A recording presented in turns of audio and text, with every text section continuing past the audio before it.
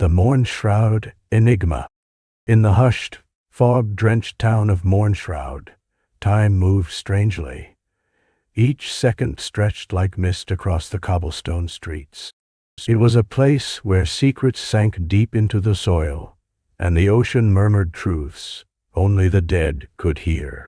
Beneath the gray skies and crumbling mansions, Detective Elysia Hawthorne stepped silently through the chilled morning fog, the soles of her boots echoing on the wet stone. She had come not at anyone's call, but at the pull of something ancient, something she had dreamed of since childhood without knowing its name.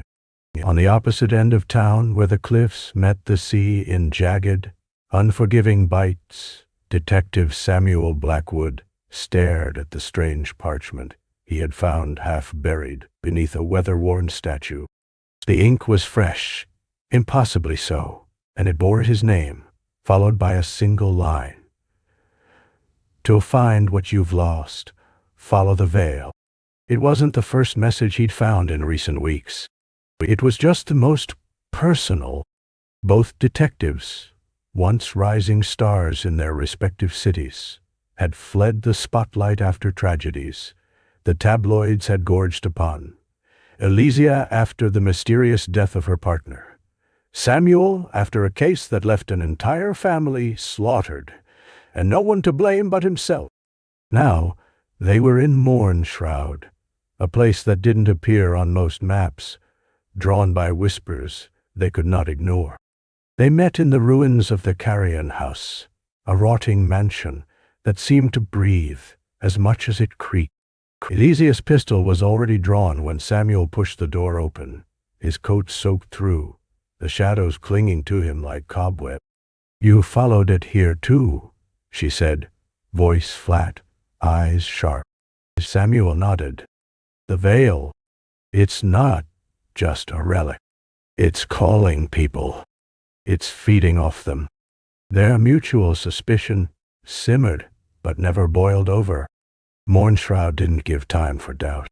Soon they were following clues together, coded symbols etched into cellar doors, the flicker of candlelight behind boarded windows, and the murmurs of townsfolk who dared not speak the cult's name aloud.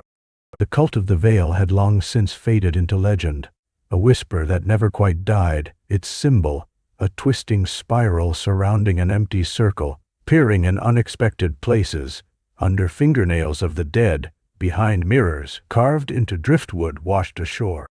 In the bowels of Carrion House, behind a false wall, they discovered the archive, a room of blackened shelves and cursed books bound in flesh. It smelled of sea, salt, and decay, and the moment they stepped in, time seemed to fold in on itself. Memories not their own pulsed through them.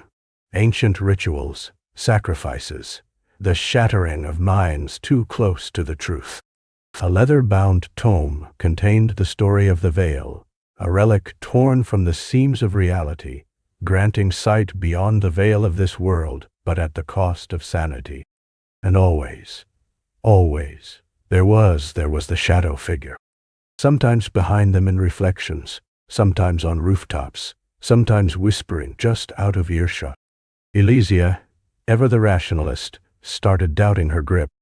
Samuel's hands trembled whenever the figure appeared, haunted by hallucinations of his dead daughter, who whispered warnings in her favorite lullaby. The clues led them deeper into Mournshroud's ancient catacombs beneath the town, a place sealed since the 17th century. There, among bones and broken prayers, they found the veil itself, a piece of obsidian wrapped in strands of shadow, pulsing like a heartbeat. It wasn't meant to be seen, not by human eyes. As they debated what to do, the cultists came, hooded figures, pale as moonlight, led by a woman whose face was mirrored on one of the archive's pages. She claimed to be the keeper of the veil, guardian of the balance between madness and revelation. You don't destroy the veil, she said, voice both many and one. You become it. The final battle was not one of guns and fists, but of minds. The cult tried to tear Elysia and Samuel apart through their grief. Visions of their pasts, temptations of what could be undone if only they embraced the veil. Elysia saw her partner alive again. Samuel saw a world where his daughter lived. But the cost was forgetting who they truly were. Together, they resisted. Elysia, tears in her eyes, smashed the obsidian relic against the stone altar.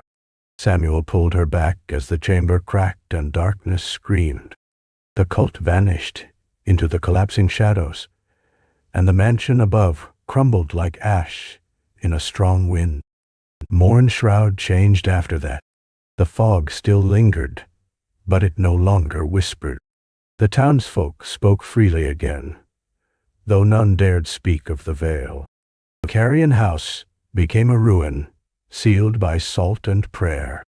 Elysia and Samuel didn't stay. Their work was done, but they were not whole. They carried scars, deep, invisible ones, and though they parted ways, they remained bound by what they had seen. They had pulled back the veil of the world and survived, but at a price neither could forget. And in the far corner of the ruined archive, buried beneath the rubble, a sliver of obsidian pulsed once, then went still. Warren Testicle.